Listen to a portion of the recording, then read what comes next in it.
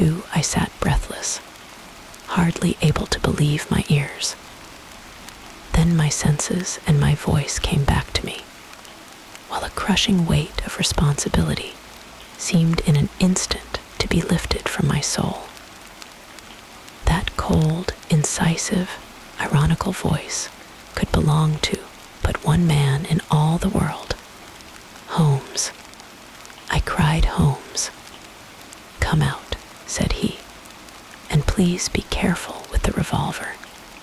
I stooped under the rude lintel, and there he sat upon a stone outside, his gray eyes dancing with amusement as they fell upon my astonished features. He was thin and worn, but clear and alert, his keen face bronzed by the sun and roughened by the wind. In his tweed suit and cloth cap, he looked like any other tourist upon the moor, and he had contrived, with that cat-like love of personal cleanliness, which was one of his characteristics, that his chin should be as smooth and his linen as perfect as if he were in Baker Street. "I never was more glad to see anyone in my life," said I as I wrung him by the hand. "Or more astonished, eh? Well, I must confess to it. The surprise was not all on one side, I assure you. I had no idea that you had found my occasional retreat, still less that you were inside it, until I was within 20 paces of the door. My footprint, I presume." "No, Watson. I fear that I could not undertake to recognize your footprint amid all the footprints of the world. If you seriously desire to deceive me, you must change your tobacconist. For when I see the stub of a cigarette marked Bradley, Oxford Street, I know that my friend Watson is in the neighborhood. You will see it there beside the path. You threw it down, no doubt, at that supreme moment when you charged into the empty hut." "Exactly. I thought as much, and knowing your admirable tenacity, I was convinced that you were sitting in ambush, a weapon within reach, waiting for the tenant to return. So you actually thought that I was the criminal. I did not know who you were, but I was determined to find out." "Excellent, Watson.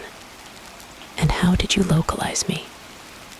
You saw me, perhaps, on the night of the convict hunt, when I was so imprudent as to allow the moon to rise behind me." "Yes, I saw you then, and have no doubt searched all the huts until you came to this one." "No, your boy had been observed, and that gave me a guide where to look. The old gentleman with the telescope, no doubt. I could not make it out when first I saw the light flashing upon the lens. He rose and peeped into the hut. 'Ah, I see that Cartwright has brought up some supplies. What's this paper? So you have been to Coombe Tracy, have you?' 'Yes, to see Mrs. Laura Leon.' 'Exactly. Well done. Our researches have evidently been running on parallel lines, and when we unite our results, I expect we shall have a fairly full knowledge of the case. Well, I am glad from my heart that you are here, for indeed the responsibility and the mystery were both becoming too much for my nerves. But how in the name of wonder did you come here, and what have you been doing? I thought that you were in Baker Street, working out that case of blackmailing. That was what I wished you to think. Then you use me, and yet do not trust me." I cried with some bitterness. "I think that I have deserved better at your hands, Holmes. My dear fellow, you have been invaluable to me in this, as in many other cases, and I beg that you will forgive me if I have seemed to play a trick upon you. In truth, it was partly for your own sake that I did it. was my appreciation of the danger which you ran, which led me to come down and examine the matter for myself. Had I been with Sir Henry, and it is confident that my point of view would have been the same as yours, and my presence would have warned our very formidable opponents to be on their guard. As it is, I have been able to get about as I could not possibly have done had I been living in the hall, and I remain an unknown factor in the business, ready to throw in all my weight at a critical moment. But why keep me in the dark? For you to know could not have helped us, and might possibly have led to my discovery. You would have wished to tell me something, or in your kindness, you would have brought me out some comfort or other, and so an unnecessary risk would be run. I brought Cartwright down with me. You remember the little chap at the express office, and he has seen after my simple wants, a loaf of bread and a clean collar. What does man want more? He has given me an extra pair of eyes upon a very active pair of feet, and both have been invaluable. Then my reports have all been wasted. My voice trembled as I recalled the pains and the pride with which I had composed them. Holmes took a bundle of papers from his pocket. Here are your reports, my dear fellow, and very well thumbed, I assure you. I made excellent arrangements, and they are only delayed one day upon their way. I must compliment you exceedingly upon the zeal and the intelligence which you have shown over an extraordinarily difficult case. I was still rather raw over the deception which had been practiced upon me, but the warmth of Holmes's praise drove my anger from my mind.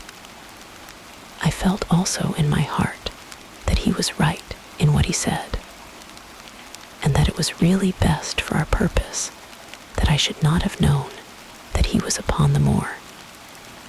"That's better," said he, seeing the shadow rise from my face. "And now tell me the result of your visit to Mrs. Laura Leonnet.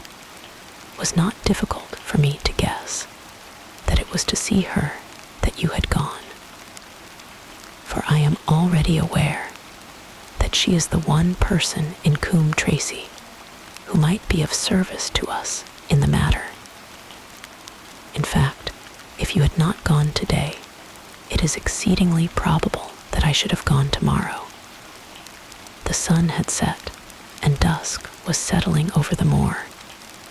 The air had turned chill, and we withdrew into the hut for warmth.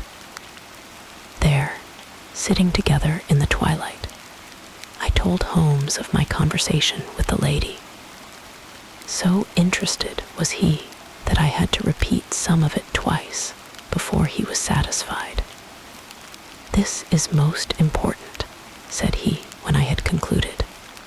"It fills up a gap which I had been unable to bridge in this most complex affair.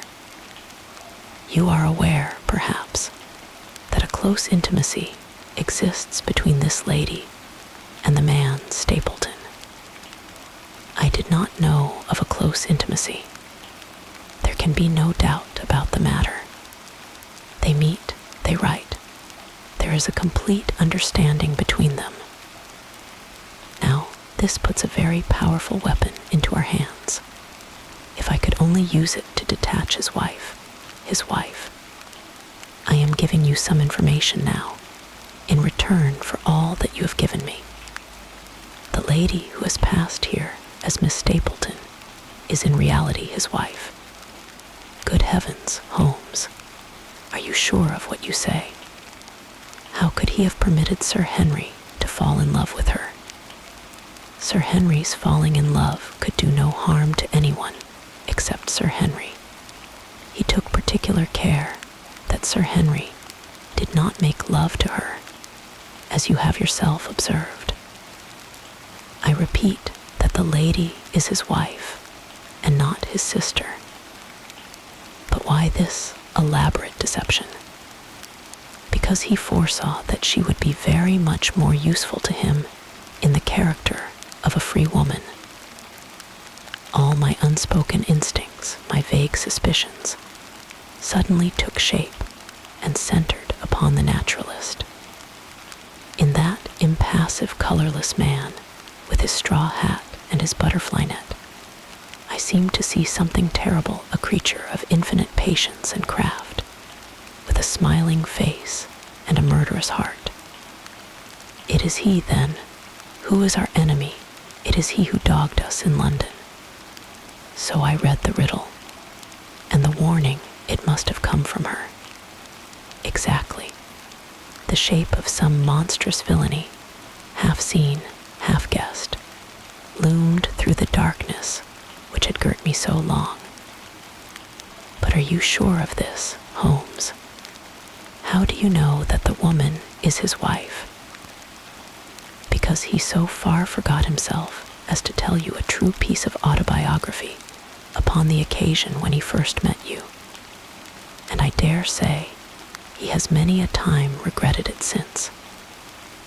He was once a schoolmaster in the north of England. Now, there is no one more easy to trace than a schoolmaster. There are scholastic agencies by which one may identify any man who has been in the profession. A little investigation showed me that a school had come to grief under atrocious circumstances, and that the man who had owned it, the name, was different, had disappeared with his wife. The descriptions agreed. When I learned that the missing man was devoted to entomology, the identification was complete.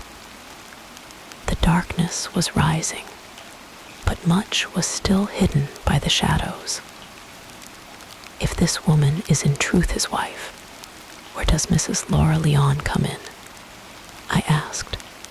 That is one of the points upon which your own researches have shed a light. Your interview with the lady has cleared the situation very much. I did not know about a projected divorce between herself and her husband. In that case, regarding Stapleton as an unmarried man, she counted no doubt upon becoming his wife. And when she is undeceived, why, then, we may find the lady of service. It must be our first duty to see her, both of us tomorrow. Don't you think, Watson, that you are away from your charge rather long? Your place should be at Baskerville Hall. The last red streaks had faded away in the west, and night had settled upon the moor. A few faint stars were gleaming in a violet sky. One last question, Holmes, I said as I rose. Surely there is no need of secrecy between you and me. What is the meaning of it all? What is he after? Holmes's voice sank as he answered. It is murder, Watson refined, cold-blooded, deliberate murder. Do not ask me for particulars. My nets are closing upon him, even as his are upon Sir Henry, and with your help, he is already almost at my mercy. There is but one danger which can threaten us. It is that he should strike before we are ready to do so. Another day too at the most, and I have my case complete. But until then, guard your charge as closely as ever a fond mother watched her ailing child. Your mission today has justified itself, and yet I could almost wish that you had not left his side. Hark! A terrible scream, a prolonged yell of horror, and anguish burst out of the silence of the moor. That frightful cry turned the blood to ice in my veins. Oh my God, I gasped. What is it? What does it mean? Holmes had sprung to his feet, and I saw his dark, athletic outline at the door of the hut. his shoulders stooping, his head thrust forward, his face peering into the darkness. "Hush," he whispered. "Hush." The cry had been loud on account of its vehemence, but it had pealed out from somewhere far off on the shadowy plain. Now it burst upon our ears, nearer, louder, more urgent than before. "Where is it?" Holmes whispered, and I knew from the thrill of his voice that he, the man of iron, was shaken to the soul. "Where is it, Watson?" "There, I think." I pointed into the darkness. "No, there." Again the agonized cry swept through the silent night, louder and much nearer than ever. And a new sound mingled with it, a deep, muttered rumble, musical, and yet menacing, rising and falling like the low, constant murmur of the sea. "The hound," cried Holmes. "Come, Watson, come. Great heavens, if we are too late." He had started running swiftly over the moor, and I had followed at his heels.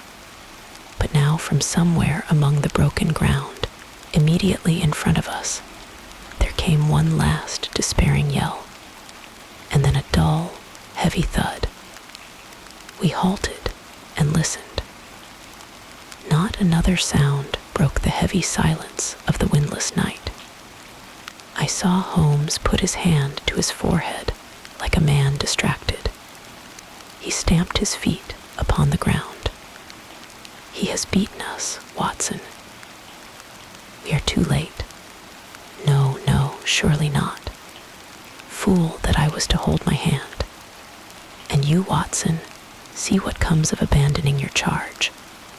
But by heaven, if the worst has happened, we'll avenge him."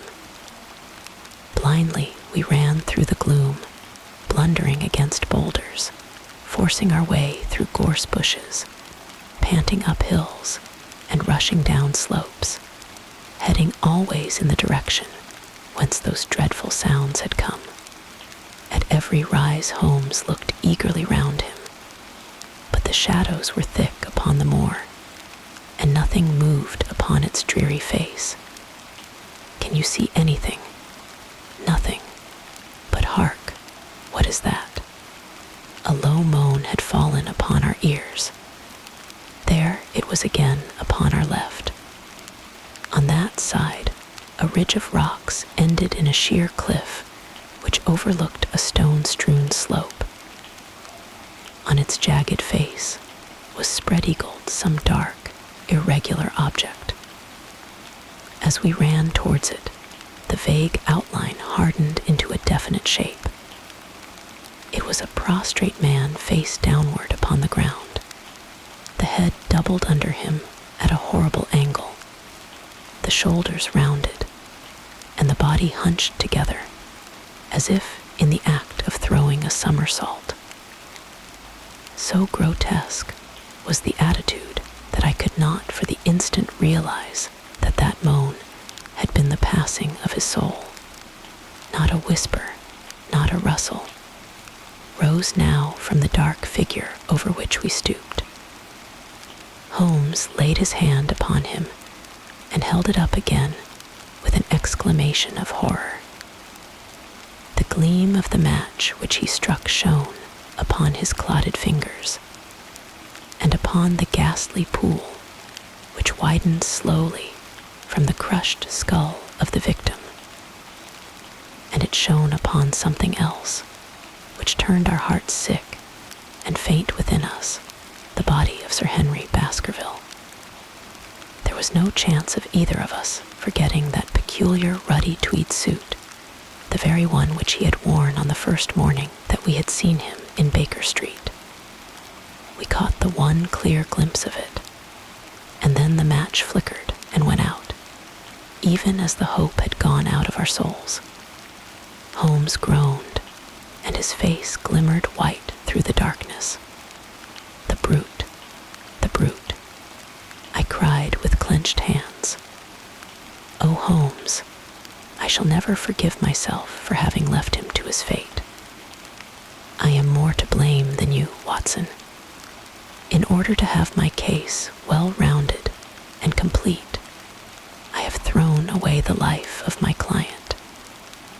It is the greatest blow which has befallen me in my career.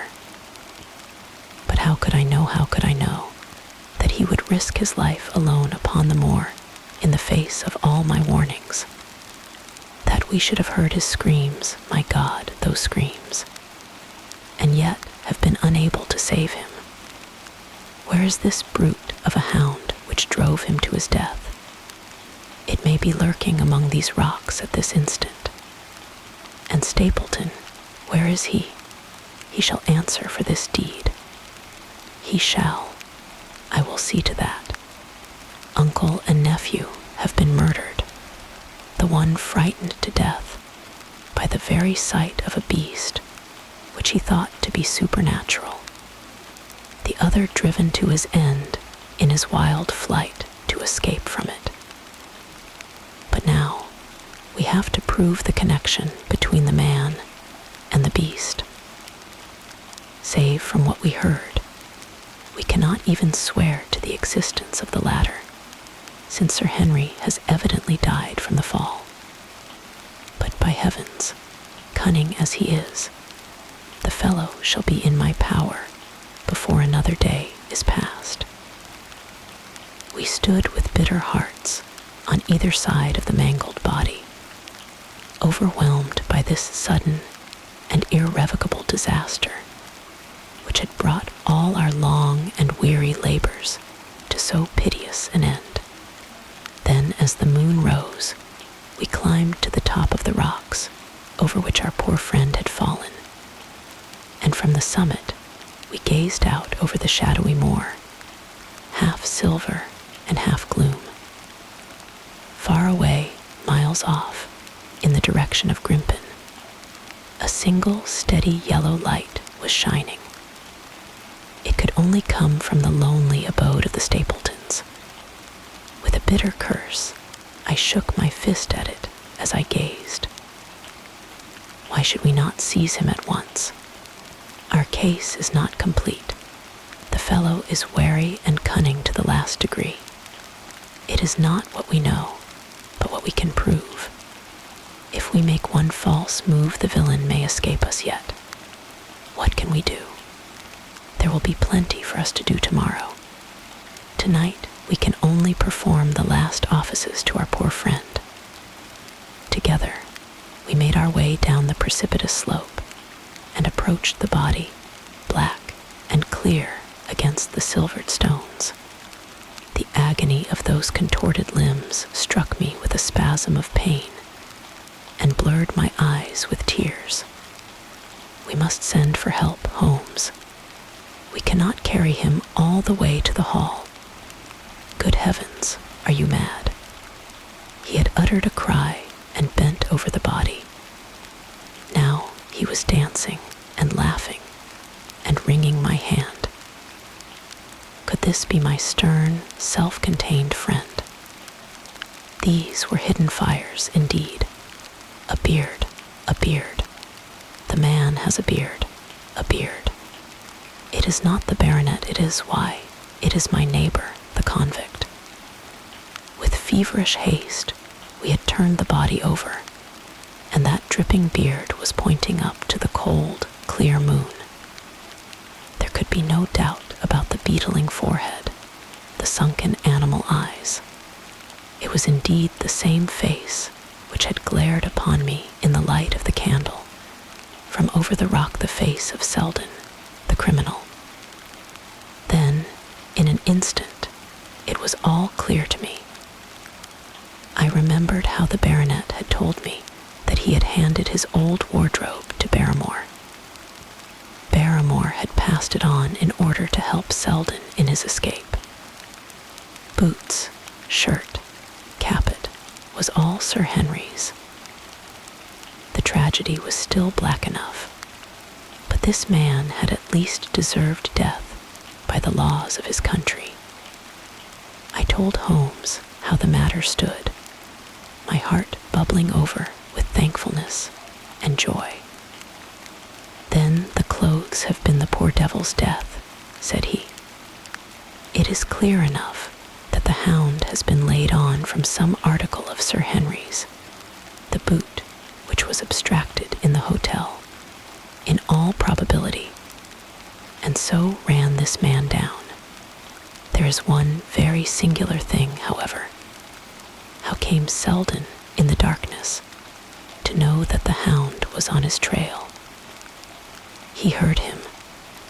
To hear a hound upon the moor would not work a hard man like this convict into such a paroxysm of terror that he would risk recapture by screaming wildly for help.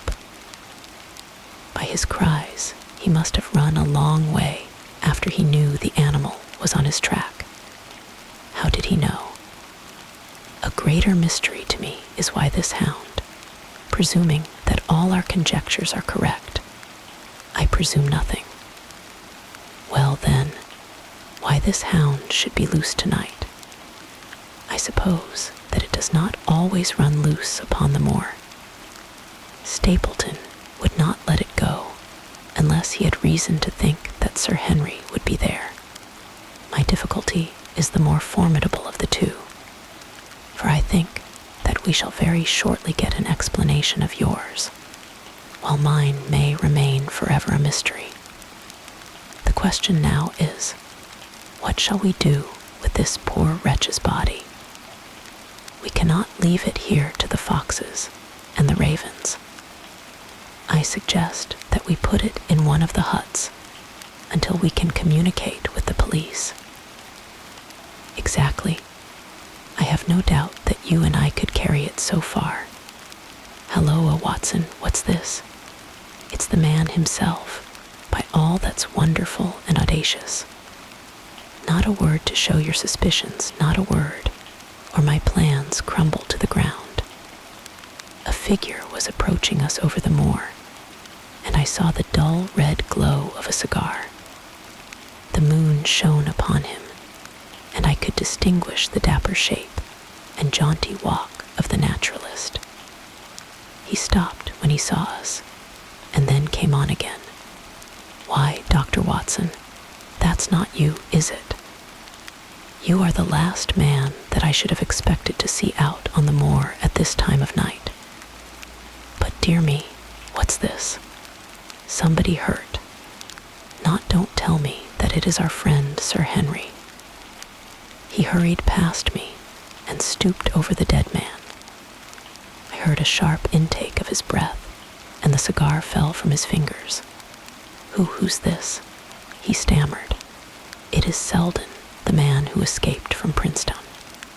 Stapleton turned a ghastly face upon us, but by a supreme effort he had overcome his amazement and his disappointment. He looked sharply from Holmes to me. Dear me, what a very shocking affair. How did he die? He appears to have broken his neck by falling over these rocks. My friend and I were strolling on the moor when we heard a cry. I heard a cry also. That was what brought me out. I was uneasy about Sir Henry. Why about Sir Henry in particular? I could not help asking. Because I had suggested that he should come over. When he did not come, I was surprised, and I naturally became alarmed for his safety when I heard cries upon the moor. By the way his eyes darted again from my face to Holmes's, did you hear anything else besides a cry? No, said Holmes. Did you? No. What do you mean then? Oh, you know the stories that the peasants tell about a phantom hound, and so on. It is said to be heard at night upon the moor.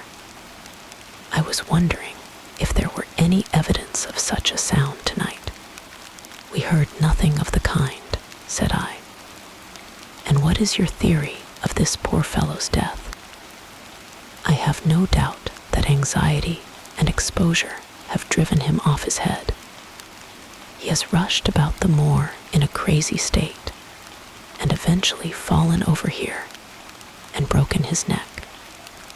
That seems the most reasonable theory, said Stapleton, and he gave a sigh which I took to indicate his relief.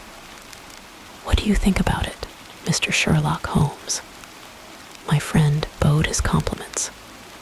"You are quick at identification," said he.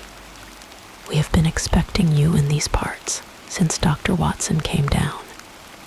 You are in time to see a tragedy."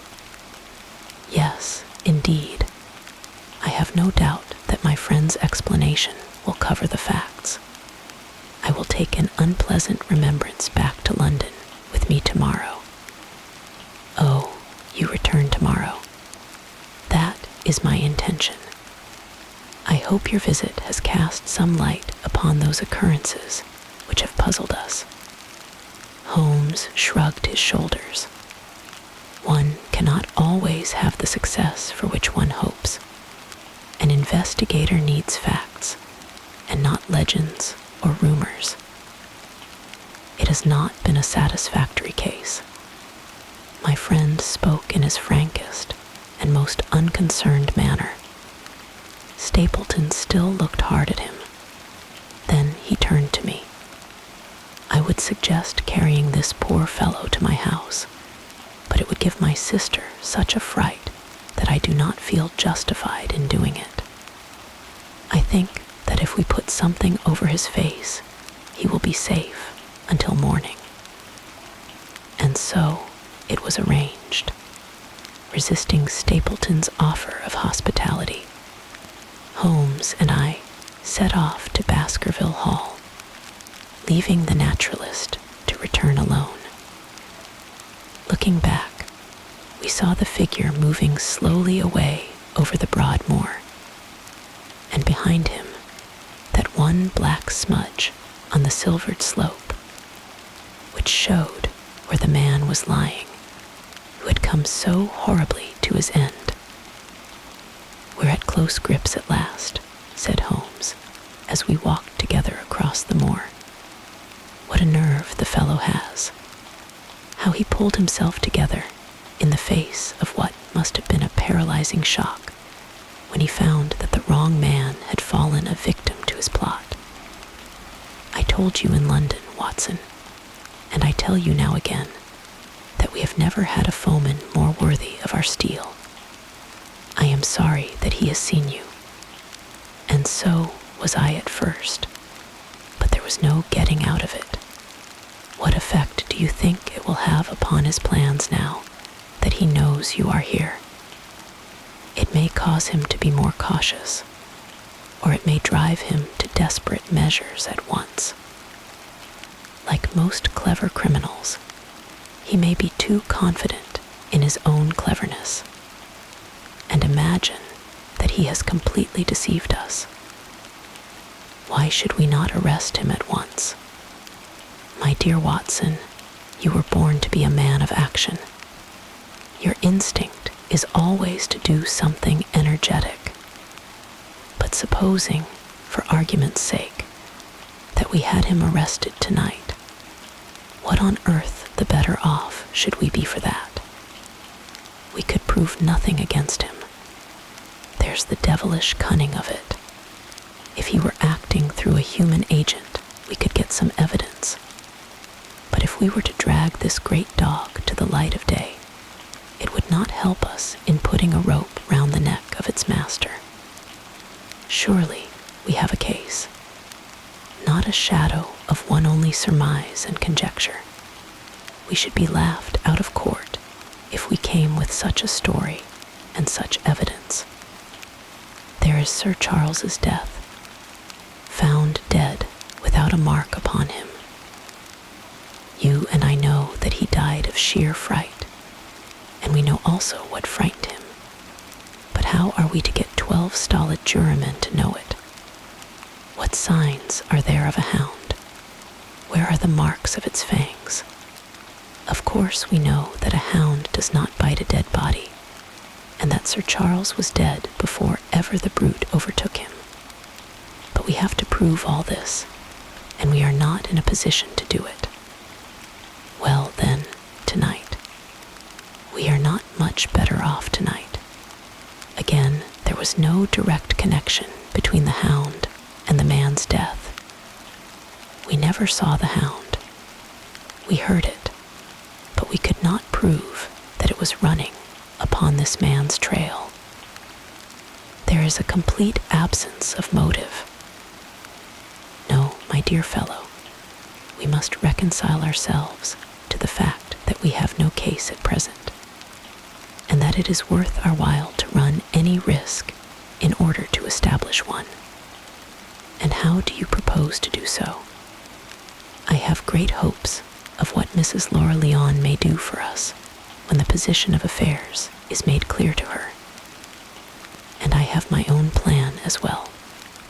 Sufficient for tomorrow is the evil thereof, but I hope before the day is past to have the upper hand at last. I could draw nothing further from him, and he walked, lost in thought, as far as the Baskerville gates. Are you coming up? Yes, I see no reason for further concealment. But one last word, Watson. Say nothing of the hound to Sir Henry. Let him think that Selden's death was, as Stapleton would have us believe. He will have a better nerve for the ordeal which he will have to undergo tomorrow, when he is engaged, if I remember your report aright, to dine with these people. And so am I. Then you must excuse yourself, and he must go alone. That will be easily arranged. And now, if we are too late for dinner, I think that we are both ready for our suppers. Sir Henry was more pleased than surprised to see Sherlock Holmes, for he had for some days been expecting that recent events would bring him down from London. He did raise his eyebrows, however, when he found that my friend had neither any luggage nor any explanations for its absence. Between us, we soon supplied his wants, and then, over a belated supper, we explained to the baronet as much of our experience as it seemed desirable that he should know. But first, I had the unpleasant duty of breaking the news to Barrymore and his wife. To him, it may have been an unmitigated relief, but she wept bitterly in her apron. To all the world, he was the man of violence, half animal and half demon. But to her, he always remained the little willful boy of her own girlhood, the child who had clung to her hand. Evil indeed is the man who has not one woman to mourn him. I've been moping in the house all day since Watson went off in the morning, said the baronet. I guess I should have some credit, for I have kept my promise. If I hadn't sworn not to go about alone, I might have had a more lively evening, for I had a message from Stapleton asking me over there. I have no doubt that you would have had a more lively evening, said Holmes dryly. By the way, I don't suppose you appreciate that we have been mourning over you as having broken your neck. Sir Henry opened his eyes. How was that? This poor wretch was dressed in your clothes. I fear your servant who gave them to him may get into trouble with the police. That is unlikely. There was no mark on any of them, as far as I know. That's lucky for him, in fact. It's lucky for all of you, since you are all on the wrong side of the law in this matter. I am not sure that as a conscientious detective my first duty is not to arrest the whole household. Watson's reports are most incriminating documents. But how about the case? Asked the baronet. Have you made anything out of the tangle? I don't know that Watson and I are much the wiser since we came down. I think that I shall be in a position to make the situation rather more clear to you before long. It has been an exceedingly difficult and most complicated business. There There are several points upon which we still want light, but it is coming all the same. We've had one experience, as Watson has no doubt told you. We heard the hound on the moor, so I can swear that it is not all empty superstition. I had something to do with dogs when I was out west, and I know one when I hear one. If you can muzzle that one and put him on a chain, I'll be ready to swear you are the greatest detective of all time. I think I will muzzle him and chain him all right if you will give me your help. Whatever you tell me to do, I will do. Very good. And I will ask you also to do it blindly, without always asking the reason. Just as you like. If you will do this, I think the chances are that our little problem will soon be solved. I have no doubt. He stopped suddenly and stared fixedly up over my head into the air. The lamp beat upon his face, and so intent was it, and so still, that it might have been that of a clear-cut classical statue, a personification of alertness and expectation. What is it? We both cried. I could see as he looked down that he was repressing some internal emotion. His features were still composed, but his eyes shone with amused exultation. "Excuse the admiration of a connoisseur," said he as he waved his hand towards the line of portraits which covered the opposite wall. "Watson won't allow that I know anything of art, but that is mere jealousy, because our views upon the subject differ. Now, these are a really very fine series of portraits." "Well, I'm glad to hear you say so," said Sir Henry, glancing with some surprise at my friend. "I don't pretend to know much about these things, and I'd be a better judge of a horse or a steer than of a picture. I didn't know that you found time for such things. I know what is good when I see it, and I see it now. That's a Kneller, I'll swear. That lady in the blue silk over yonder, and the stout gentleman with the wig ought to be a Reynolds. They are all family portraits, I presume. Every one. Do you know the names?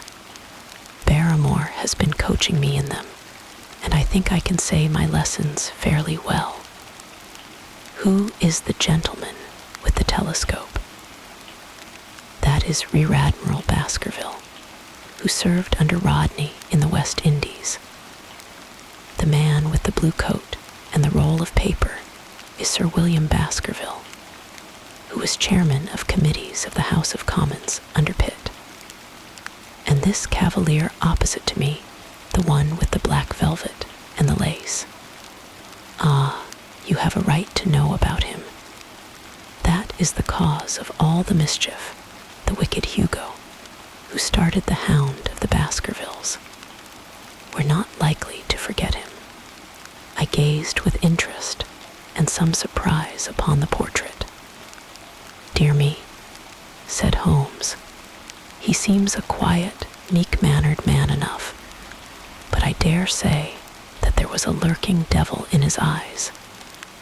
I had pictured him as a more robust and ruffianly person.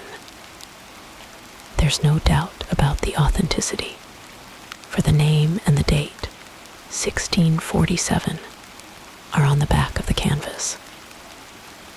Holmes said little more, but the picture of the old roisterer seemed to have a fascination for him, and his eyes were continually fixed upon it during supper. It was not until later, when Sir Henry had gone to his room, that I was able to follow the trend of his thoughts. He led me back into the banqueting hall, his bedroom candle in his hand, and he held it up against the time-stained portrait on the wall. "Do you see anything there?" I looked at the broad-plumed hat, the curling lovelocks, the white lace collar and the straight, severe face which was framed between them. It was not a brutal countenance, but it was prim, hard, and stern, with a firm-set, thin-lipped mouth and a coldly intolerant eye. Is it like anyone you know? There is something of Sir Henry about the jaw. Just a suggestion, perhaps, but wait an instant. He stood upon a chair, and holding up the light in his left hand, he curved his right arm over the broad hat and round the long ringlets. Good heavens! I cried in amazement. The face of Stapleton had sprung out of the canvas. Ah, you see it now. My eyes have been trained to examine faces, and not their trimmings. It is the first quality of a criminal investigator that he should see through a disguise. But this is marvelous. It might be his portrait. Yes, it is an interesting instance of a throwback, which appears to be both physical and spiritual. A study of family portraits is enough to convert a man to the doctrine of reincarnation. The fellow is a Baskerville, that is evident, with designs upon the succession. Exactly. This chance of the picture has supplied us with one of our most obvious missing links. We have him, Watson. We have him. And I dare swear that before tomorrow night, he will be fluttering in our net as helpless as one of his own butterflies. A pin, a cork, and a card, and we add him to the Baker Street collection. He burst into one of his rare fits of laughter as he turned away from the picture. I have not heard him laugh often, and it has always boded ill to somebody. I was up betimes in the morning, but Holmes was afoot earlier still, for I saw him as I dressed, coming up the drive. Yes, we should have a full day today, he remarked, and he rubbed his hands with the joy of action. The nets are all in place, and the drag is about to begin. We'll know before the day is out whether we have caught our big, lean-jawed pike, or whether he has got through the meshes. Have you been on the moor already? I have sent a report from Grimpen to Princetown as to the death of Selden. I think I can promise that none of you will be troubled in the matter. And I have also communicated with my faithful Cartwright, who would certainly have pined away at the door of my hut, as a dog does at his master's grave, if I had not set his mind at rest about my safety. What is the next move? To see Sir Henry. Ah, here he is. Good morning, Holmes, said the baronet. You look like a general who is planning a battle with his chief of the staff. That is the exact situation. Watson was asking for orders, and so do I. Very good. You are engaged, as I understand, to dine with our friends the Stapletons tonight. I hope that you will come also. They are very hospitable people, and I am sure that they would be very glad to see you. I fear that Watson and I must go to London. To London. Yes, I think that we should be more useful there at the present juncture. The baronet's face perceptibly lengthened. I hoped that you were going to see me through this business. The hall and the moor are not very pleasant places when one is alone. My dear fellow, you must trust me implicitly and do exactly what I tell you. You can tell your friends that we should have been happy to have come with you, but that urgent business required us to be in town. We hope very soon to return to Devonshire. Will you remember to give them that message, if you insist upon it? There is no alternative, I assure you.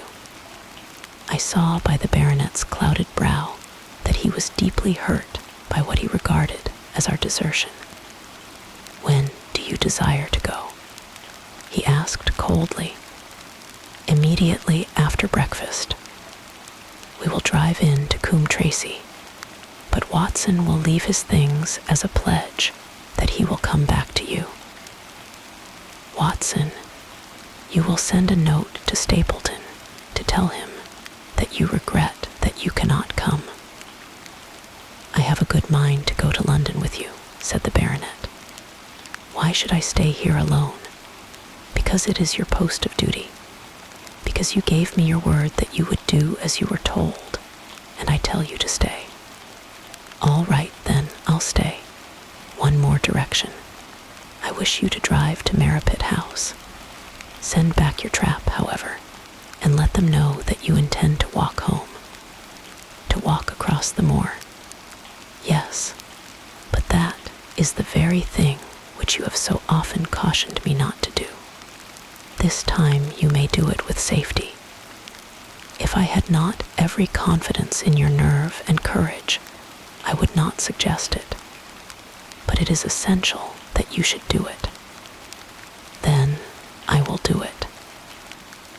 And as you value your life, do not go across the moor in any direction save along the straight path, which leads from Merripit House to the Grimpen Road, and is your natural way home. I will do just what you say." "Very good. I should be glad to get away as soon after breakfast as possible, so as to reach London in the afternoon." I was much astounded by this program, though I remembered that Holmes had said to Stapleton on the night before that his visit would terminate next day. It had not crossed my mind, however, that he would wish me to go with him, nor could I understand how we could both be absent at a moment which he himself declared to be critical. There was nothing for it, however, but implicit obedience, so we bade good-bye to our rueful friend, and a couple of hours afterwards we were at the station of Coombe Tracy, and had dispatched the trap upon its return journey. A small boy was waiting upon the platform. "Any orders, sir?" "You will take this train to town, Cartwright. The moment you arrive you will send a wire to Sir Henry Baskerville, in my name, to say that if he finds the pocketbook which I have dropped he is to send it by registered post to Baker Street." "Yes, sir." "And ask at the station office if there is a message for me." The boy returned with a telegram, which Holmes handed to me. It ran, "Wire received. Coming down with unsigned warrant. Arrive 5:40. Lestrade." That is in answer to mine of this morning. He is the best of the professionals, I think, and we may need his assistance. Now, Watson, I think that we cannot employ our time better than by calling upon your acquaintance, Mrs. Laura Leon. His plan of campaign was beginning to be evident. He would use the baronet in order to convince the Stapletons that we were really gone, while we should actually return at the instant when we were likely to be needed. That telegram from London, if mentioned by Sir Henry to the Stapletons, must remove the last suspicions from their minds. Already, I seemed to see our nets drawing closer around that lean-jawed pike. Mrs. Laura Leon was in her office, and Sherlock Holmes opened his interview with a frankness and directness which considerably amazed her. "I am investigating the circumstances which attended the death of the late Sir Charles Baskerville," said he. "My friend here, Dr. Watson, has informed me of what you have communicated, and also of what you have withheld in connection with that matter." "What have I withheld?" she asked defiantly.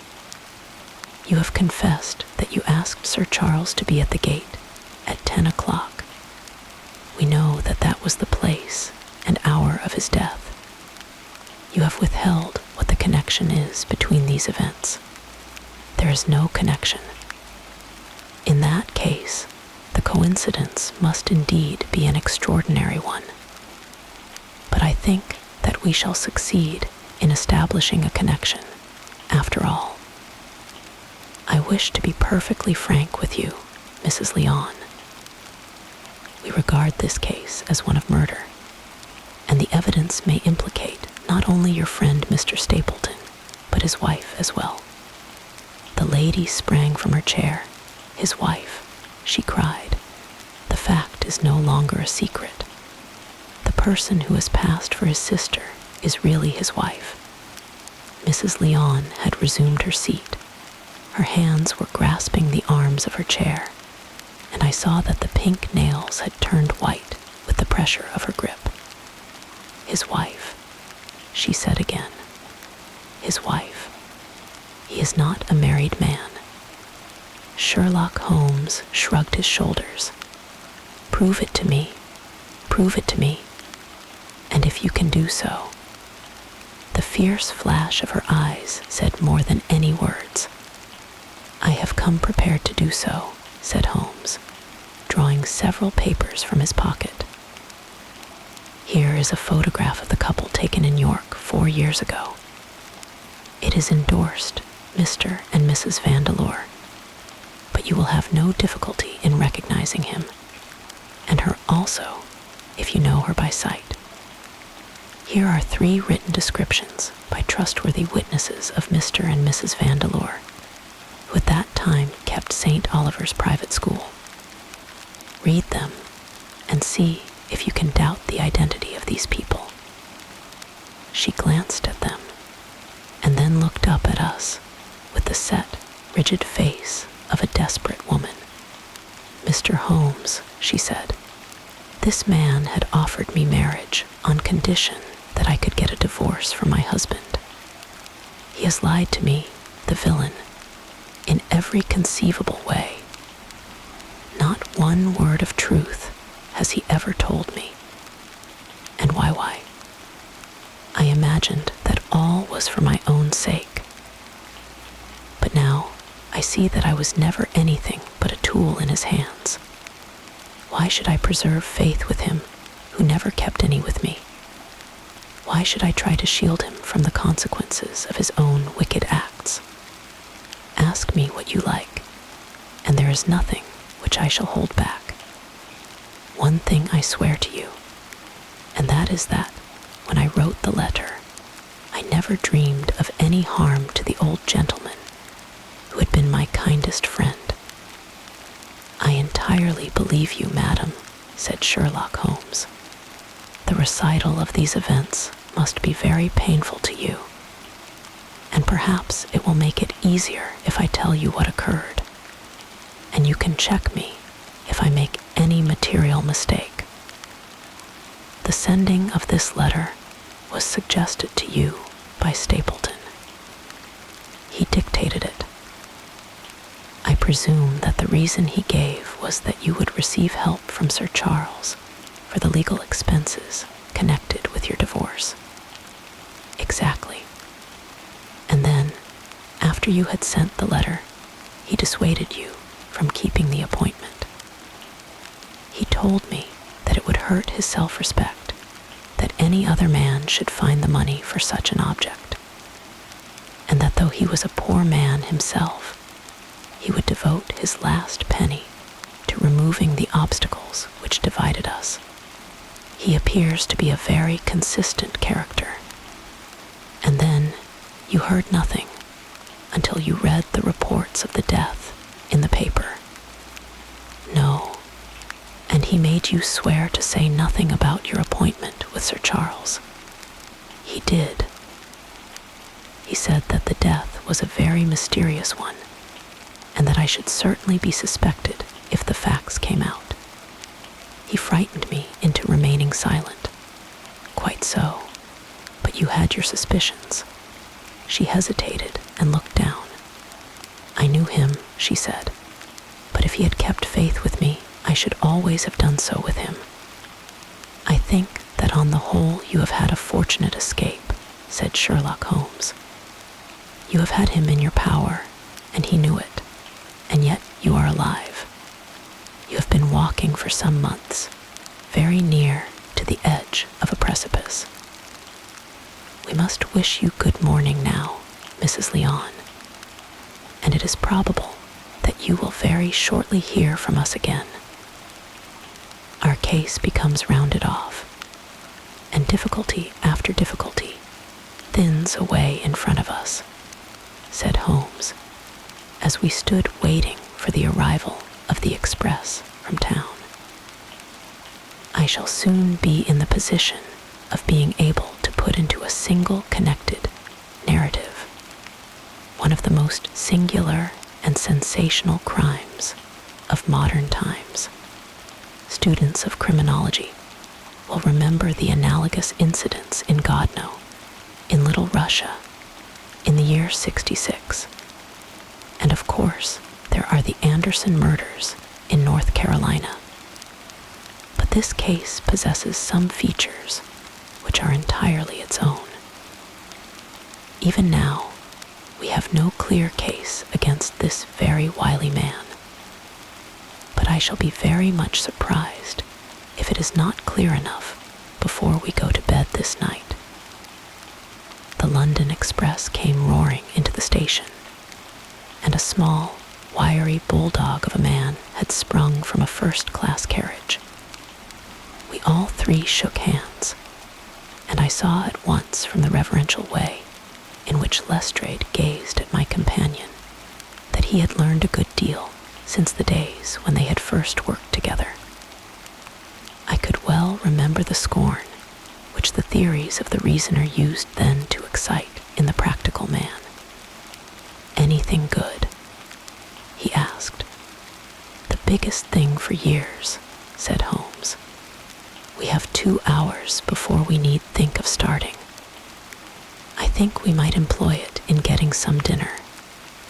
And then, Lestrade, we will take the London fog out of your throat by giving you a breath of the pure night air of Dartmoor. Never been there. Ah, well, I don't suppose you will forget your first visit." One of Sherlock Holmes's defects, if indeed one may call it a defect, was that he was exceedingly loath to communicate his full plans to any other person until the instant of their fulfillment. Partly, it came no doubt from his own masterful nature, which loved to dominate and surprise those who were around him. Partly also from his professional caution, which urged him never to take any chances. The result, however, was very trying for those who were acting as his agents and assistants. I had often suffered under it, but never more so than during that long drive in the darkness. The great ordeal was in front of us. At last, we were about to make our final effort. And yet Holmes had said nothing, and I could only surmise what his course of action would be. My nerves thrilled with anticipation when at last the cold wind upon our faces and the dark, void spaces on either side of the narrow road told me that we were back upon the moor once again. Every stride of the horses and every turn of the wheels was taking us nearer to our supreme adventure. Our conversation was hampered by the presence of the driver of the hired wagonette, so that we were forced to talk of trivial matters when our nerves were tense with emotion and anticipation. It was a relief to me, after that unnatural restraint, when we at last passed Franklin's house and knew that we were drawing near to the hall and to the scene of action. We did not drive up to the door, but got down near the gate of of the avenue. The wagonette was paid off and ordered to return to Coombe Tracy forthwith, while we started to walk to Merripit House. "Are you armed, Lestrade?" The little detective smiled. "As long as I have my trousers, I have a hip pocket, and as long as I have my hip pocket, I have something in it." "Good. My friend and I are also ready for emergencies. You're mighty close about this affair, Mr. Holmes. What's the game now?" "A waiting game. My word, it does not seem a very cheerful place," said the detective with a shiver, glancing round him at the gloomy slopes of the hill and at the huge lake of fog which lay over the Grimpen Mire. "I see the lights of a house ahead of us. That is Merripit House and the end of our journey. I must request you to walk on tiptoe and not to talk above a whisper." We moved cautiously along the track as if we were bound for the house, but Holmes halted us when we were about 200 yards from it. "This will do," said he. "These rocks upon the right make an admirable screen. We are to wait here. Yes, we shall make our little ambush here. Get into this hollow, Lestrade. You have been inside the house, have you not, Watson? Can you tell the position of the rooms? What are those latticed windows at this end?" "I think they are the kitchen windows, and the one beyond, which shines so brightly. That is certainly the dining room. The blinds are up. You know the lie of the land best.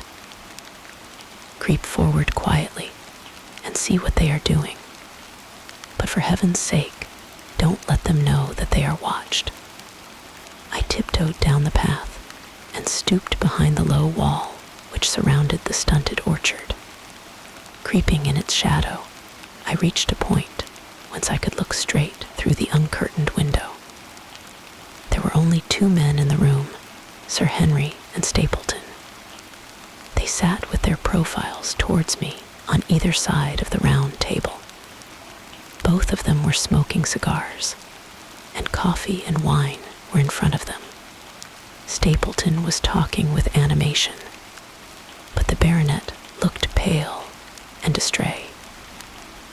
Perhaps the thought of that lonely walk across the Illumined moor was weighing heavily upon his mind.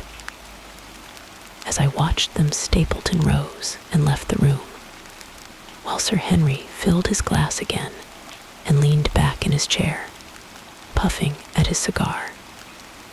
I heard the creak of a door and the crisp sound of boots upon gravel. The steps passed along the path on the other side of the wall under which I crouched. Looking over, I saw the naturalist pause at the door of an outhouse in the corner of the orchard. A key turned in a lock, and as he passed in there was a curious scuffling noise from within. He was only a minute or so inside, and then I heard the key turn once more, and he passed me and re-entered the house. I saw him rejoin his guest, and I crept quietly back to where my companions were waiting to tell them what I had seen. "You say, Watson, that the lady is not there?" Holmes asked when I had finished my report. "No. Where can she be then, since there is no light in any other room except the kitchen? I cannot think where she is. I have said that over the great Grimpen Mire there hung a dense, white fog. It was drifting slowly in our direction, and banked itself up like a wall on that side of us, low but thick and well defined. The moon shone on it, and it looked like a great shimmering ice field, with the heads of the distant tors as rocks borne upon its surface. Holmes's face was turned towards it, and he muttered impatiently as he watched its sluggish drift. "It's moving towards us, Watson. is that serious. Very serious. Indeed, the one thing upon earth which could have disarranged my plans. He can't be very long now. It is already 10 o'clock. Our success, and even his life, may depend upon his coming out before the fog is over the path. The night was clear and fine above us. The stars shone cold and bright, while a half-moon bathed the whole scene in a soft, uncertain light. Before us lay the dark bulk of the house, its serrated roof and bristling chimneys hard outlined against the silver-spangled sky. Broad bars of golden light from the lower windows stretched across the orchard and the moor. One of them was suddenly shut off. The servants had left the kitchen. There only remained the lamp in the dining room, where the two men, the murderous host and the unconscious guest, still chatted over their cigars. Every minute that white, woolly plain, which covered one half of the moor, was drifting closer and closer to the house. Already, the first thin wisps of it were curling across the golden square of the lighted window. The farther wall of the orchard was already invisible, and the trees were standing out of a swirl of white vapor.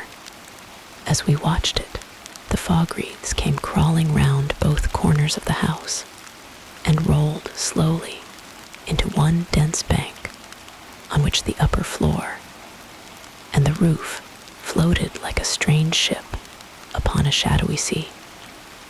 Holmes struck his hand passionately upon the rock in front of us and stamped his feet in his impatience. If he isn't out in a quarter of an hour, the path will be covered. In half an hour, we won't be able to see our hands in front of us. Shall we move farther back upon higher ground? Yes, I think it would be as well. So, as the fog bank flowed onward, we fell back before it until we were half a mile from the house, and still that dense white sea, with the moon silvering its upper edge, swept slowly and inexorably on. "We are going too far," said Holmes. "We dare not take the chance of his being overtaken before he can reach us. At all costs, we must hold our ground where we are." He dropped on his knees and clapped his ear to the ground. "Thank God, I think that I hear him coming." A sound of quick steps broke the silence of the moor. Crouching among the stones, we stared intently at the silver-tipped bank in front of us. The steps grew louder, and through the fog, as through a curtain, there stepped the man whom we were awaiting. He looked round him in surprise as he emerged into the clear, starlit night. Then he came swiftly along the path, passed close to where we lay, and went on up the long slope behind us.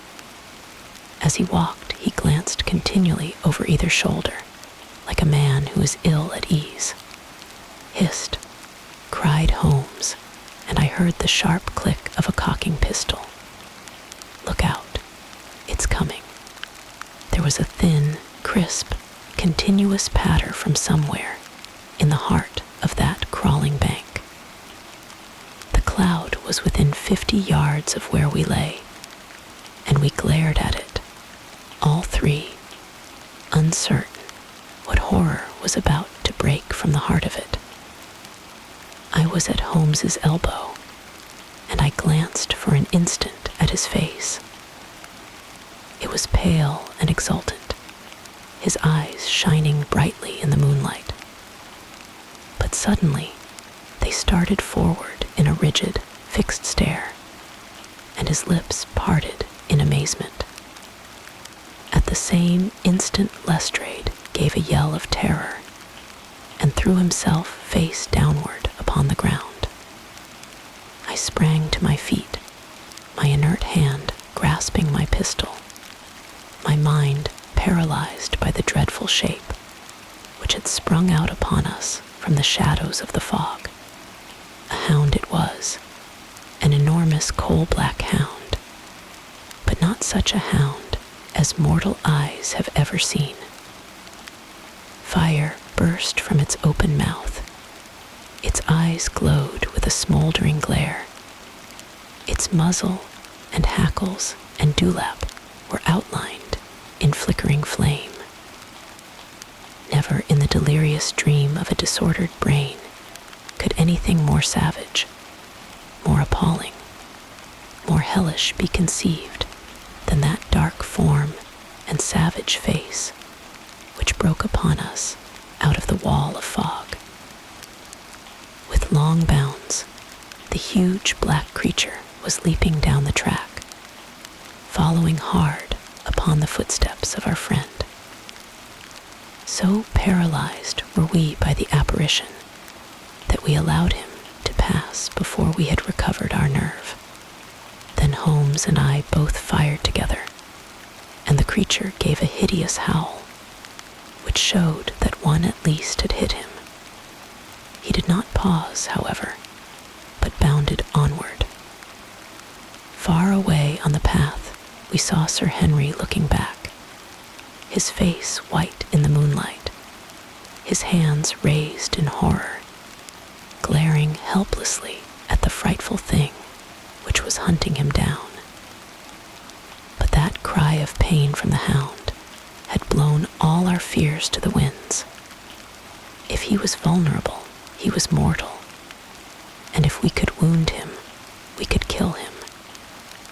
Never have I seen a man run as Holmes ran that night. I am reckoned fleet of foot, but he outpaced me as much as I outpaced the little professional. In front of us, as we flew up the track, we heard scream after scream from Sir Henry, and the deep roar of the hound. I was in time to see the beast spring upon its victim, hurl him to the ground, and worry at his throat. But the next instant Holmes had emptied 5 barrels of his revolver into the creature's flank. With a last howl of agony and a vicious snap in the air, it rolled upon its back, 4 feet pawing furiously, and then fell limp upon its side. I stooped, panting, and pressed my pistol to the dreadful, shimmering head, but it was useless to press the trigger. The giant hound was dead. Sir Henry lay insensible where he had fallen. We tore away his collar, and Holmes breathed a prayer of gratitude when we saw that there was no sign of a wound, and that the rescue had been in time. Already, our friend's eyelids shivered, and he made a feeble effort to move. Lestrade thrust his brandy flask between the baronet's teeth, and 2 frightened eyes were looking up at us. "My God," he whispered. "What was it? What, in heaven's name, was it?" "It's dead, whatever it is," said Holmes. "We've laid the family ghost once and forever." In mere size and strength, it was a terrible creature which was lying stretched before us. It was not a pure bloodhound, and it was not a pure mastiff, but it appeared to be a combination of the 2 gaunt, savage, and as large as a small lioness. Even now, in the stillness of death, the huge jaws seemed to be dripping with a bluish flame, and the small, deep-set, cruel eyes were ringed with fire. I placed my hand upon the glowing muzzle, and as I held them up, my own fingers smoldered and gleamed in the darkness. "Phosphorus," I said. "A cunning preparation of it," said Holmes, sniffing at the dead animal. "There is no smell which might have interfered with his power of scent. We owe you a deep apology, Sir Henry, for having exposed you to this fright. I was prepared for a hound, but not for such a creature as this. And the fog gave us little time to receive it. You have saved my life, having first endangered it. Are you strong enough to stand? Give me another mouthful of that brandy, and I shall be ready for anything. So, now, if you will help me up, what do you propose to do? To leave you here? You are not fit for further adventures tonight. If you will wait, one or other of us will go back with you to the hall. He tried to stagger to his feet, but he was still ghastly pale and trembling in every limb. We helped him to a rock, where he sat shivering with his face buried in his hands. "We must leave you now," said Holmes. "The rest of our work must be done, and every moment is of importance. We have our case, and now we only want our man. It's 1,000 to 1 against our finding him at the house," he continued, as we retraced our steps swiftly down the path. Those shots must have told him that the game was up. We were some distance off, and this fog may have deadened them. He followed the hound to call him off of that, you may be certain.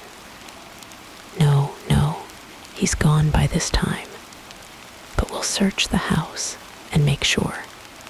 The front door was open, so we rushed in and hurried from room to room to the amazement of a doddering old manservant who met us in the passage. There was no light save in the dining room, but Holmes caught up the lamp and left no corner of the house unexplored. No sign could we see of the man whom we were chasing. On the upper floor, however, one of the bedroom doors was locked. "There's someone in here," cried Lestrade. "I can hear a movement. Open this door." A faint moaning and rustling came from within. Holmes struck the door just over the lock with the flat of his foot, and it flew open. Pistol in hand, we all three rushed into the room, but there was no sign within it of that desperate and defiant villain whom we expected to see. Instead, we were faced by an object so strange and so unexpected that we stood for a moment staring at it in amazement. The room had been fashioned into a small museum, and the walls were lined by a number of glass-topped cases full of that collection of butterflies and moths, the formation of which had been the relaxation of this complex and dangerous man. In the center of this room, there was an upright beam, which had been placed at some period as a support for the old worm-eaten balk of timber which spanned the roof. To this post, a figure was tied, so swathed and muffled in the sheets which had been used to secure it that one could not for the moment tell whether it was that of a man or a woman. One towel passed round the throat and was secured at the back of the pillar. Another covered the lower part of the face, and over it 2 dark eyes full of grief and shame, and a dreadful questioning stared back at us. In a minute, we had torn off the gag, unswathed the bonds, and Mrs. Stapleton sank upon the floor in front of us. As her beautiful head fell upon her chest, I saw the clear red wheal of a whiplash across her neck. "The brute," cried Holmes. "Here, Lestrade, your brandy bottle. Put her in the chair. She has fainted from ill usage and exhaustion." She opened her eyes again. "Is he safe?" she asked. "Has he escaped?" "He cannot escape us, madam." No, I did not mean my husband, Sir Henry. Is he safe?" "Yes, and the hound. It is dead." she gave a long sigh of satisfaction. Thank God, thank God. Oh, this villain. See how he has treated me. She shot her arms out from her sleeves, and we saw with horror that they were all mottled with bruises. But this is nothing. It is my mind and soul that he has tortured and defiled. I could endure it all, ill usage, solitude, a life of deception, everything, as long as I could still cling to the hope that I had his love. But now I know that in this also I have been his dupe and his tool. She broke into passionate sobbing as she spoke. You bear him no goodwill, madam, said Holmes. Tell us then where we shall find him. If you have ever aided him in evil, help us now and so atone. There is but one place where he can have fled, she answered. There is an old tin mine on an island in the heart of the mire. It was there that he kept his hound, and there also he had made preparations so that he might have a refuge. That is where he would fly. The fog bank lay like white wool against the window. Holmes held the lamp towards it. See, said he. No one could find his way into the Grimpen mire tonight. She laughed and clapped her hands. Her eyes and teeth gleamed with fierce merriment. He may find his way in, but never out, she cried. How can he see the guiding wands tonight? We planted them together, he and I, to mark the pathway through the mire. Oh, if I could only have plucked them out today. Then, indeed, you would have had him at your mercy. It was evident to us that all pursuit was in vain until the fog had lifted. Meanwhile, we left Lestrade in possession of the house, while Holmes and I went back with the baronet to Baskerville Hall. The story of the Stapletons could no longer be withheld from him, but he took the blow bravely when he learned the truth about the woman whom he had loved. But the shock of the night's adventures had shattered his nerves, and before morning he lay delirious in a high fever under the care of Dr. Mortimer.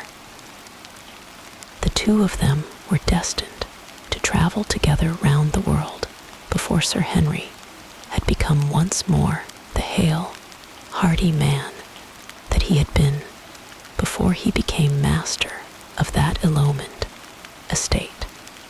And now I come rapidly to the conclusion of this singular narrative, in which I have tried to make the reader share those dark fears and vague surmises which clouded our lives so long and ended in so tragic a manner.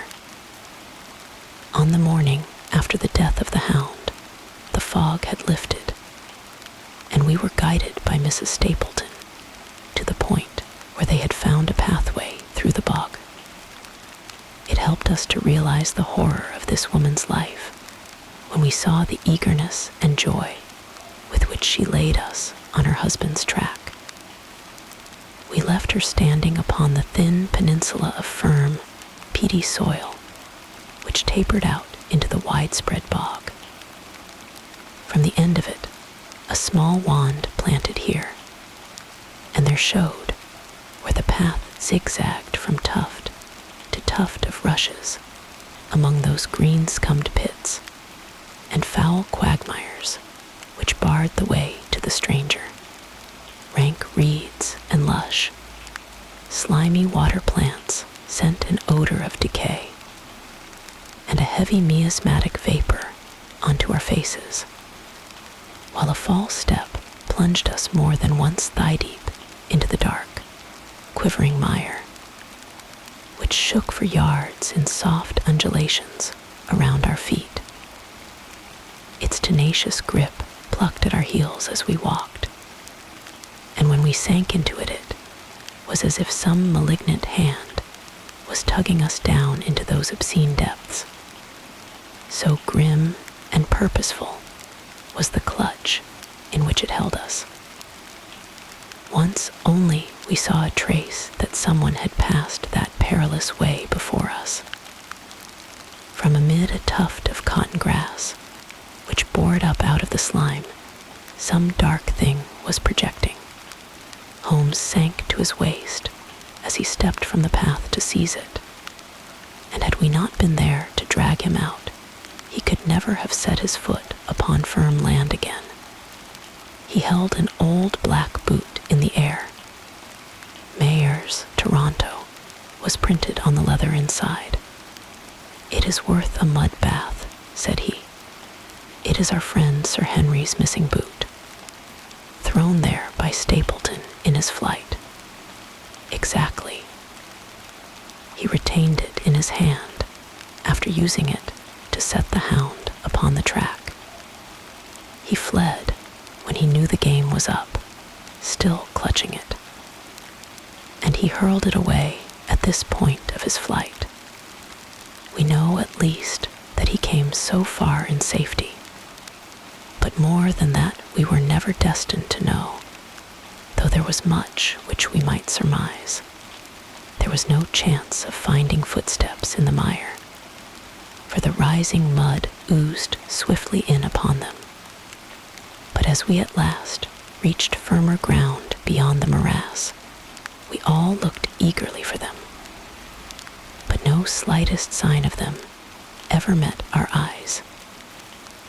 If the earth told a true story, then Stapleton never reached that island of refuge towards which he struggled through the fog upon that last night. Somewhere in the heart of the great Grimpen mire, down in the foul slime of the huge morass which had sucked him in, this cold and cruel-hearted man is forever buried.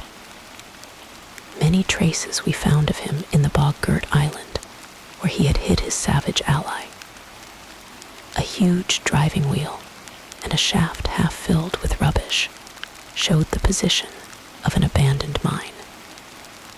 Beside it were the crumbling remains of the cottages of the miners, driven away no doubt by the foul reek of the surrounding swamp. In one of these, a staple and chain with a quantity of gnawed bones showed where the animal had been confined.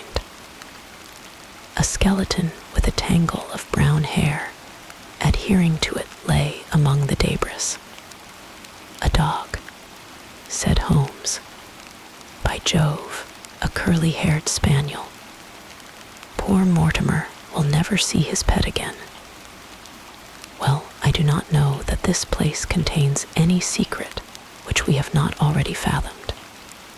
He could hide his hound, but he could not hush its voice, and hence came those cries which even in daylight were not pleasant to hear.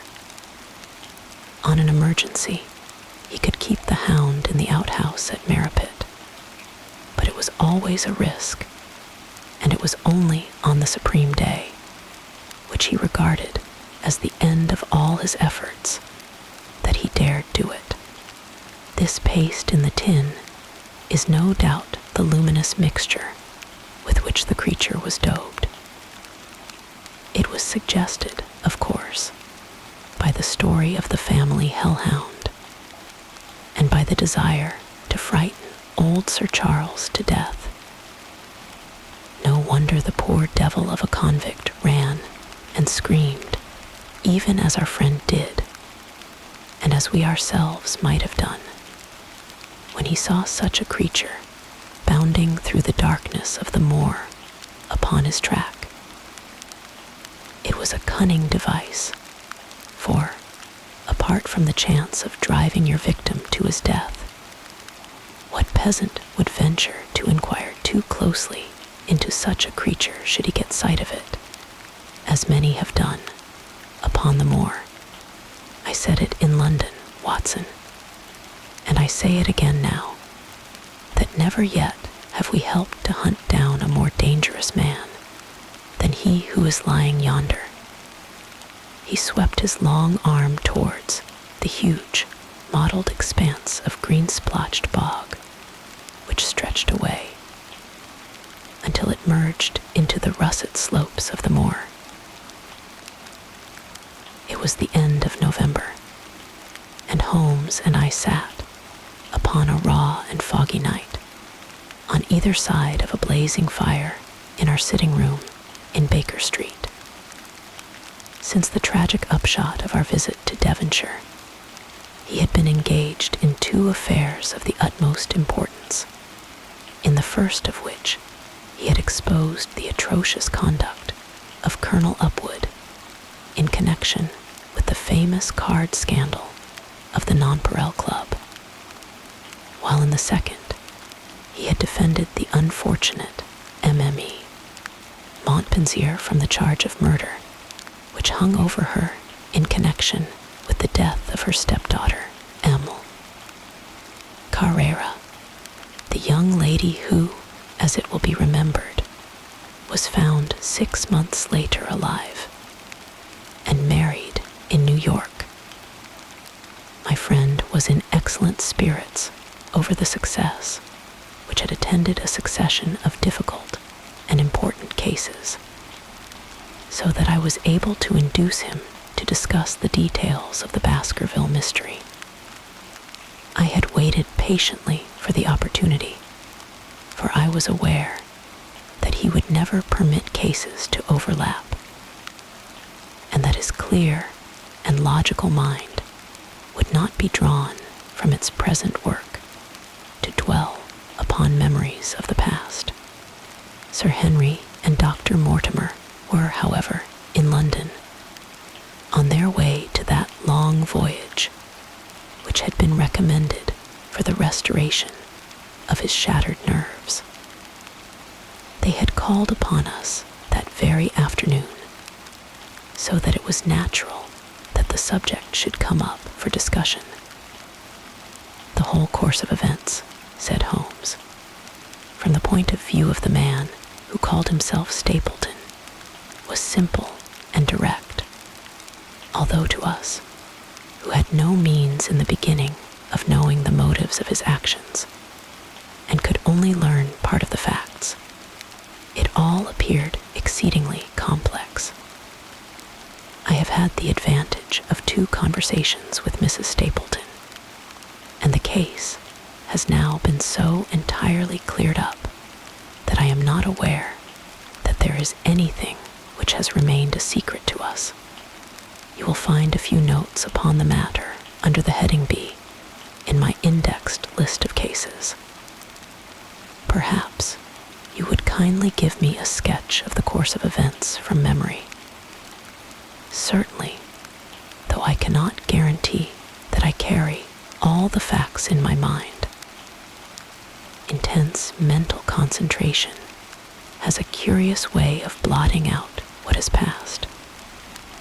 The barrister, who has his case at his fingers' ends, and is able to argue with an expert upon his own subject, finds that a week or 2 of the courts will drive it all out of his head once more. So each of my cases displaces the last, and Emil Carrera has blurred my recollection of Baskerville Hall. Tomorrow some other little problem may be submitted to my notice, which will in turn dispossess the fair French lady and the infamous Upwood. So far as the case of the Hound goes, however, I will give you the course of events as nearly as I can, and you will suggest anything which I may have forgotten. My inquiries show beyond all question that the family portrait did not lie, and that this fellow was indeed a Baskerville. He was a son of that Roger Baskerville, the younger brother of Sir Charles, who fled with a sinister reputation to South America, where he was said to have died unmarried. He did, as a matter of fact, marry, and had one child, this fellow, whose real name is the same as his father's. He married Beryl Garcia, one of the beauties of Costa Rica, and having purloined a considerable sum of public money, he changed his name to Vandeleur and fled to England, where he established a school in the east of Yorkshire. His reason for attempting this special line of business was that he had struck up an acquaintance with a consumptive tutor upon the voyage home, and that he had used this man's ability to make the undertaking a success. Fraser, the tutor, died, however, and the school which had begun well sank from disrepute into infamy. The Vandeleurs found it convenient to change their name to Stapleton, and he brought the remains of his fortune, his schemes for the future, and his taste for entomology to the south of England. I learned at the British Museum that he was a recognized authority upon the subject, and that the name of Vandeleur has been permanently attached to a certain moth, which he had, in his Yorkshire days, been the first to describe. We now come to that portion of his life which has proved to be of such intense interest to us. The fellow had evidently made inquiry, and found that only 2 lives intervened between him and a valuable estate. When he went to Devonshire, his plans were, I believe, exceedingly hazy, but that he meant mischief from the first is evident from the way in which he took his wife with him in the character of his sister. The idea of using her as a decoy was clearly already in his mind, though he may not have been certain how the details of his plot were to be arranged. He meant, in the end, to have the estate, and he was ready to use any tool or run any risk for that end. His first act was to establish himself as near to his ancestral home as he could, and his second was to cultivate a friendship with Sir Charles Baskerville and with the neighbors. The baronet himself told him about the family hound, and so prepared the way for his own death.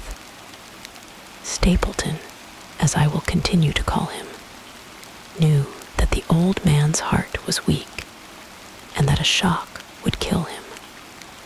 So much he had learned from Dr. Mortimer. He had heard also that Sir Charles was superstitious, and had taken this grim legend very seriously. His ingenious mind instantly suggested a way by which the baronet could be done to death, and yet it would be hardly possible to bring home the guilt to the real murderer. Having conceived the idea, he proceeded to carry it out with considerable finesse. An ordinary schemer would have been content to work with a savage hound. The use of artificial means to make the creature diabolical was a flash of genius upon his part. The dog he bought in London from Ross and Mangles, the dealers in Fulham Road. It was the strongest and most savage in their possession. He brought it down by the North Devon line and walked a great distance over the moor so as to get it home without exciting any remarks. He had already on his insect hunts learned to penetrate the Grimpen mire, and so had found a safe hiding place for the creature. Here he kennelled it and waited his chance. But it was some time coming. The old gentleman could not be decoyed outside of his grounds at night. Several times Stapleton lurked about with his hound, but without avail.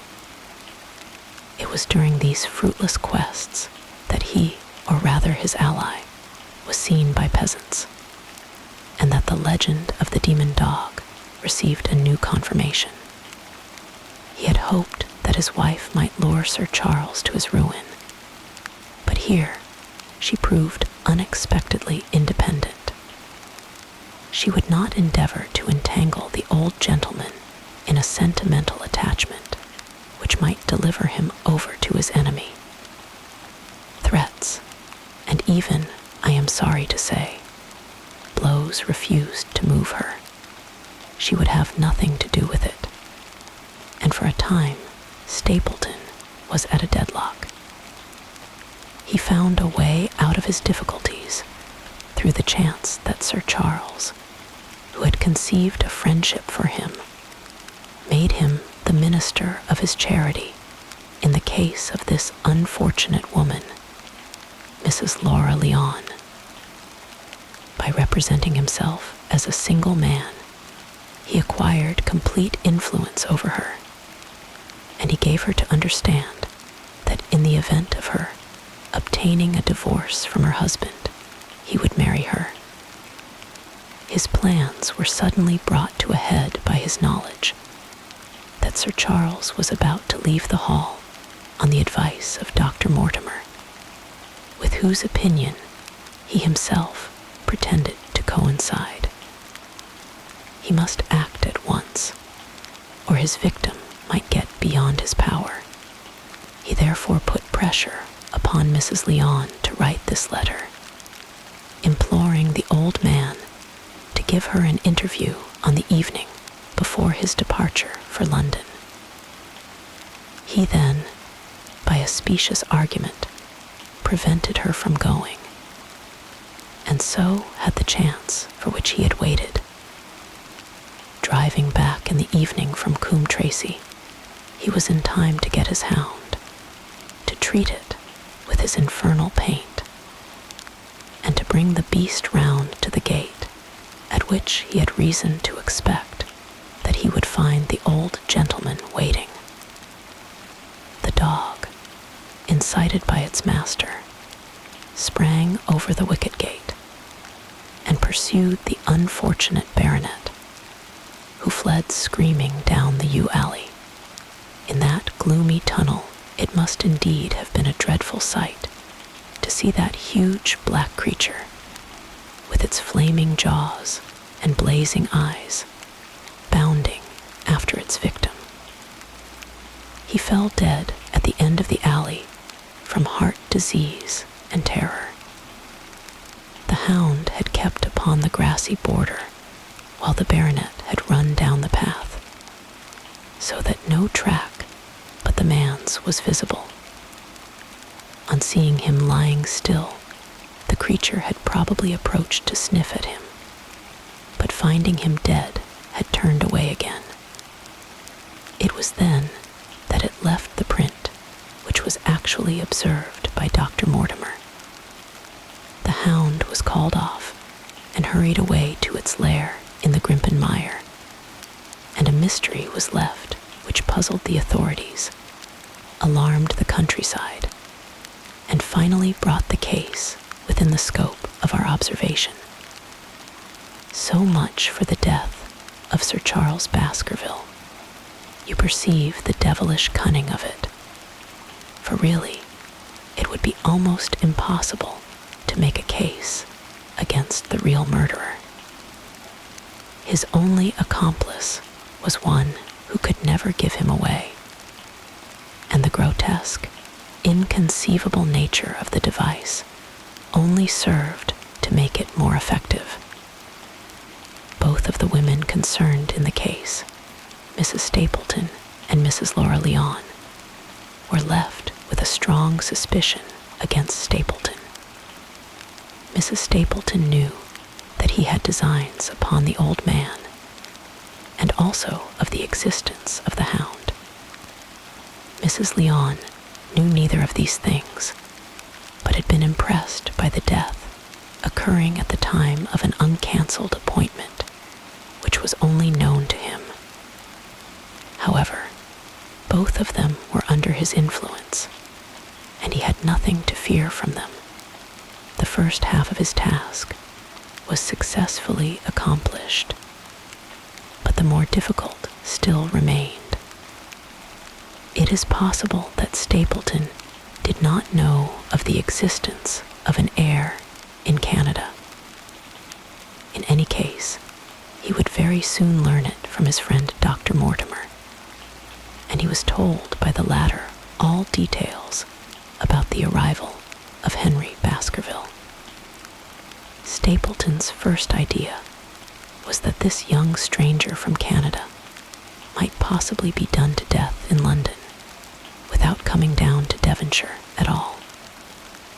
He distrusted his wife ever since she had refused to help him in laying a trap for the old man, and he dared not leave her long out of his sight for fear he should lose his influence over her. It was for this reason that he took her to London with him. They lodged, I find, at the Mexborough Private Hotel in Craven Street, which was actually one of those called upon by my agent in search of evidence. Here he kept his wife imprisoned in her room, while he, disguised in a beard, followed Dr. Mortimer to Baker Street and afterwards to the station and to the Northumberland Hotel. His wife had some inkling of his plans, but she had such a fear of her husband, a fear founded upon brutal ill-treatment, that she dare not write to warn the man whom she knew to be in danger. If the letter should fall into Stapleton's hands, her own life would not be safe. Eventually, as we know, she adopted the expedient of cutting out the words which would form the message and addressing the letter in a disguised hand. It reached the baronet and gave him the first warning of his danger. It was very essential for Stapleton to get some article of Sir Henry's attire, so that, in case he was driven to use the dog, he might always have the means of setting him upon his track. With characteristic promptness and audacity, he set about this at once, and we cannot doubt that the boots or chambermaid of the hotel was well bribed to help him in his design. By chance, however, the first boot which was procured for him was a new one, and therefore useless for his purpose. He then had it returned and obtained another. A most instructive incident, since it proved conclusively to my mind that we were dealing with a real hound, as no other supposition could explain this anxiety to obtain an old boot, and this indifference to a new one. The more outre and grotesque an incident is, the more carefully it deserves to be examined. And the very point which appears to complicate a case is, when duly considered and scientifically handled, the one which is most likely to elucidate it. Then we had the visit from our friends next morning, shadowed always by Stapleton in the cab, from his knowledge of our rooms and of my appearance, as well as from his general conduct. I am inclined to think that Stapleton's career of crime has been by no means limited to this single Baskerville affair. It is suggestive that during the last 3 years, there have been 4 considerable burglaries in the West Country, for none of which was any criminal ever arrested. The last of these, at Folkestone Court in May, was remarkable for the cold-blooded pistoling of the page, who surprised the masked and solitary burglar. I cannot doubt that Stapleton recruited his waning resources in this fashion, and that for years he has been a desperate and dangerous man. We had an example of his readiness of resource that morning, when he got away from us so successfully. and also of his audacity in sending back my own name to me through the cabman. From that moment, he understood that I had taken over the case in London, and that therefore there was no chance for him there. He returned to Dartmoor and awaited the arrival of the baronet. "One moment," said I. "You have, no doubt, described the sequence of events correctly, but there is one point which you have left unexplained. What became of the Hound when its master was in London? I have given some attention to this matter, and it is undoubtedly of importance. There can be no question that Stapleton had a confidant, though it is unlikely that he ever placed himself in his power by sharing all his plans with him. There was an old manservant at Merripit House, whose name was Anthony. His connection with the Stapletons can be traced for several years, as far back as the schoolmastering days, so that he must have been aware that his master and mistress were really husband and wife. This man has disappeared and has escaped from the country. It is suggestive that Anthony is not a common name in England, while Antonio is so in all Spanish or Spanish-American countries. The man, like Mrs. Stapleton herself, spoke good English, but with a curious lisping accent. I have myself seen this old man cross the Grimpen Mire by the path which Stapleton had marked out. It is very probable, therefore, that in the absence of his master, it was he who cared for the Hound, though he may never have known the purpose for which the beast was used. The Stapletons then went down to Devonshire, whither they were soon followed by Sir Henry and you. One word now as to how I stood myself at that time. It may possibly recur to your memory that when I examined the paper upon which the printed words were fastened, I made a close inspection for the watermark. In doing so, I held it within a few inches of my eyes, and was conscious of a faint smell of the scent known as white jessamine. There are 75 perfumes, which it is very necessary that a criminal expert should be able to distinguish from each other, and cases have more than once within my own experience depended upon their prompt recognition. The scent suggested the presence of a lady, and already my thoughts began to turn towards the Stapletons. Thus I had made certain of the Hound, and had guessed at the criminal before ever we went to the West Country. It was my game to watch Stapleton. It was evident, however, that I could not do this if I were with you, since he would be keenly on his guard. I deceived everybody, therefore, yourself included, and I came down secretly when I was supposed to be in London. My hardships were not so great as you imagined, though such trifling details must never interfere with the investigation of a case. I stayed for the most part at Coombe Tracy, and only used the hut upon the moor when it was necessary to be near the scene of action. Cartwright had come down with me, and in his disguise as a country boy, he was of great assistance to me. I was dependent upon him for food and clean linen. When I was watching Stapleton, Cartwright was frequently watching you, so that I was able to keep my hand upon all the strings. I have already told you that your reports reached me rapidly, being forwarded instantly from Baker Street to Coombe Tracy. They were of great service to me, and especially that one incidentally truthful piece of biography of Stapleton's. I was able to establish the identity of the man and the woman, and knew at last exactly how I stood. The case had been considerably complicated through the incident of the escaped convict and the relations between him and the Barrymores.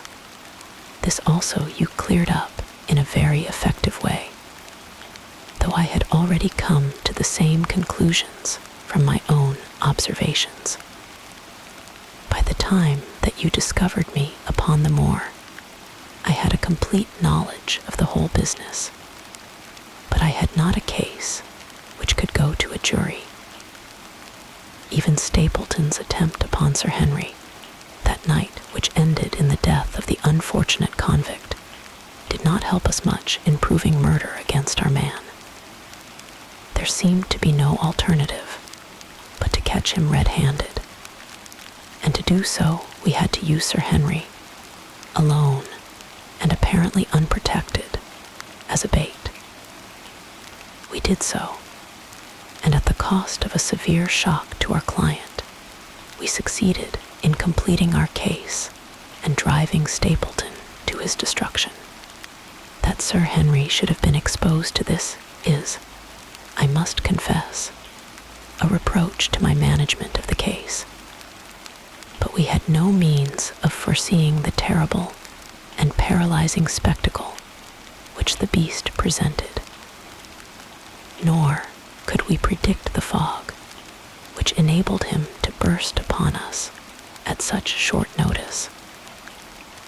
We succeeded in our object at a cost which both the specialist and Dr. Mortimer assure me will be a temporary one. A long journey may enable our friend to recover not only from his shattered nerves, but also from his wounded feelings. His love for the lady was deep and sincere, and to him, the saddest part of all this black business was that he should have been deceived by her. It only remains to indicate the part which she had played throughout. There can be no doubt that Stapleton exercised an influence over her, which may have been love, or may have been fear, or very possibly both, since they are by no means incompatible emotions. It was, at least, absolutely effective. At his command, she consented to pass as his sister, though he found the limits of his power over her when he endeavored to make her the direct accessory to murder. She was ready to warn Sir Henry so far as she could without implicating her husband, and again she tried to do so. Stapleton himself seems to have been capable of jealousy, and when he saw the baronet paying court to the lady, even though it was part of his own plan, still he could not help interrupting with a passionate outburst which revealed the fiery soul which his self-contained manner so cleverly concealed. By encouraging the intimacy, he made it certain that Sir Henry would frequently come to Merripit House, and that he would sooner or later get the opportunity which he desired. On the day of the crisis, however, his wife turned suddenly against him. She had learned something of the death of the convict, and she knew that the Hound was being kept in the outhouse on the evening that Sir Henry was coming to dinner. She taxed her husband with his intended crime, and a furious scene followed in which he showed her for the first time that she had a rival in his love. Her fidelity turned in an instant to bitter hatred, and he saw that she would betray him. He tied her up, therefore, that she might have no chance of warning Sir Henry, and he hoped, no doubt, that when the whole countryside put down the baronet's death to the curse of his family, as they certainly would do, he could win his wife back to accept an accomplished fact keep silent upon what she knew. In this, I fancy that in any case he made a miscalculation, and that, if we had not been there, his doom would none the less have been sealed. A woman of Spanish blood does not condone such an injury so lightly. And now, my dear Watson, without referring to my notes, I cannot give you a more detailed account of this curious case. I do not know that anything essential has been left unexplained. He could not hope to frighten Sir Henry to death, as he had done the old uncle with his bogey hound. The beast was savage and half-starved. If its appearance did not frighten its victim to death, at least it would paralyze the resistance which might be offered. No doubt, there only remains one difficulty. If Stapleton came into the succession, how could he explain the fact that he, the heir, had been living unannounced under another name so close to the property? How could he claim it without causing suspicion and inquiry? It is a formidable difficulty, and I fear that you ask too much when you expect me to solve it. The past and the present are within the field of my inquiry, but what a man may do in the future is a hard question to answer. Mrs. Stapleton has heard her husband discuss the problem on several occasions. There were 3 possible courses.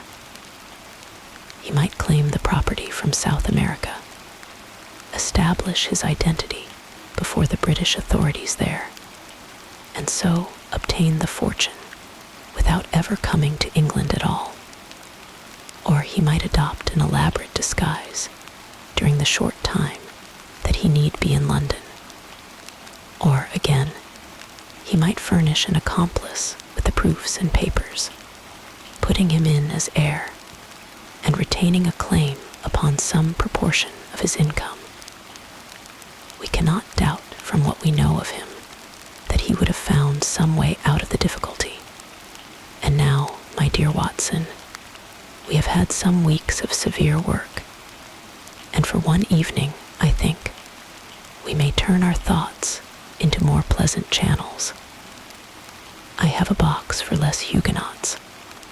Have you heard the de Risquez? Might I trouble you then to be ready in half an hour, and we can stop at Marcini's for a little dinner on the way.